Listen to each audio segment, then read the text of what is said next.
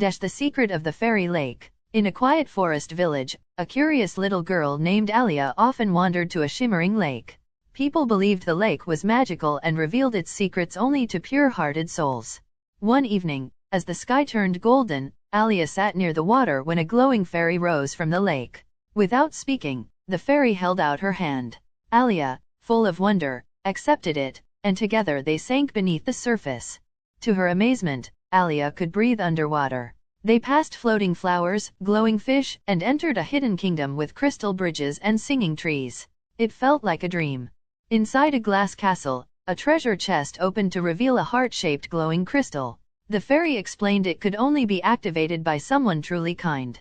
When Alia touched it, golden light surrounded her. She had passed the test. The fairy brought her back to the surface. As they reached the shore, the fairy disappeared into sparkles. Alia stood quietly, holding the magical heart, knowing she had been chosen